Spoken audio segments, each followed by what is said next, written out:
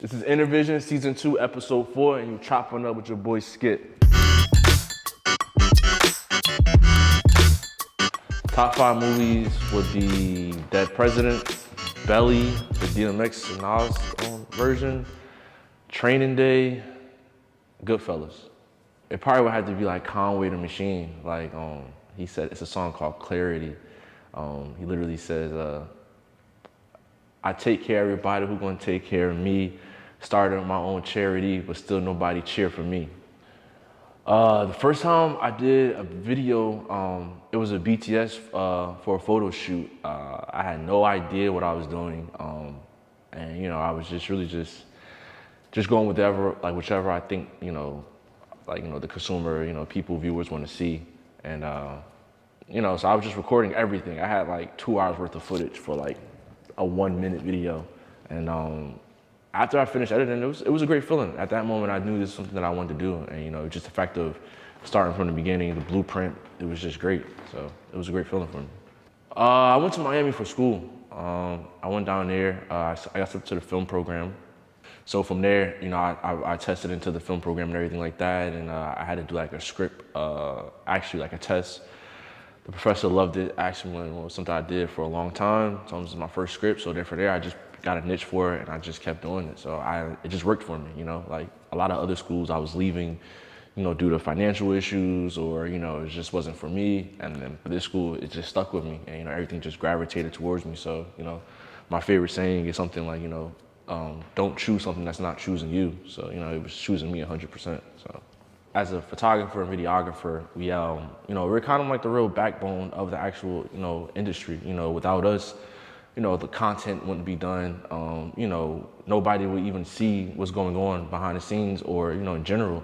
So and when I say respect the shooter, it means like we also have to give our people behind the scenes, like whether makeup artists, whether they're lighting, anything like that, give them their flowers. So I would say with respect to shooter, like always look at your shooter as like he's a top priority.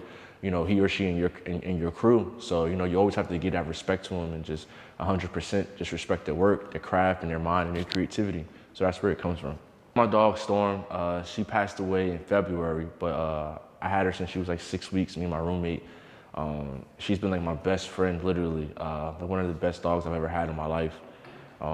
She was just a lot of people had like a mixed stereotype about pit bulls, and she was like completely different. So when people saw her, they would get scared, and they pet her and they loved her. It was just like people were so like misconstrued about them. Then when they met her, it was just like, completely different. So she was a great dog. I'm temporary, but my art is not. And it's something that I like to say, like when I leave this earth, the only thing gonna be left is, my videos, my photos, how I impacted people, in any type of way. So I always say, I hope they remember me by certain things. So it's like when I do these big, events like Rolling Loud, VMAs, things like that, right now, they're cool, but when my great grandkids are, wondering, oh wow, when they hear of a great, Kardashian and Travis Barker walking, they're like, nah, my great grandfather shot that photo, things like that. So that's what I always think about when I'm doing my work and as I'm creating history. So I feel like everything we're doing with behind the camera is we're capturing history. So, without that lens, we have no voices. So that's how I look at it. So I just hope everybody remembers me by my work and how impactful I was in their lives. 2022, it would have to be Tracy Ellis Ross. That's really a goal for mine. The chips on my dip is really just one of the things like I need my credit and then some. I need everything all at once. I need to really, like they say, the saying is give the flowers while they're alive, and that's something that I go by. Like, hey, like I need everything. I need the money, I need my credit, I need the respect. So I need my chips with the dip and the whole enchilada. I have a couple of photo shoots I have lined up for the top of January with some artists. I am working on an app as well for creatives like myself and everybody else in the industry. So that's in the works. Later on, probably second quarter, I'll be a little bit more elaborate detail with it.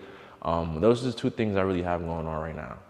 Top 5, wow. I like Blair Caldwell. I like my guy, Meek Media. He does a lot of sports photography. I like Cleon Peterson. I like Mark Jenkins.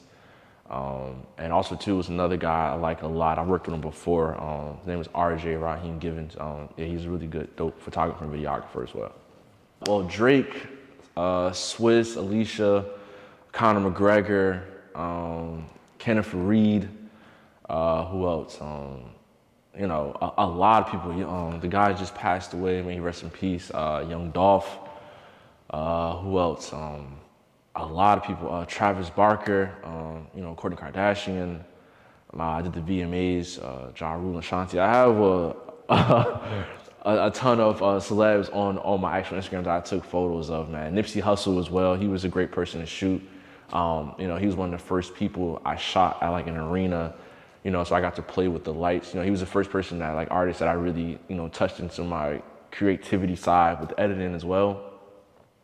Him as well, so that was a fun one. I have also one of Pharrell and Tiana Taylor. That was a really good one. So yeah, I have a couple of, you know, a couple of big figures on the page as well, so check them out. Thank you for watching Inrvision. Please follow me. A lot of dope stuff coming in 2022. I'm out of here. I'm gonna go look for some food.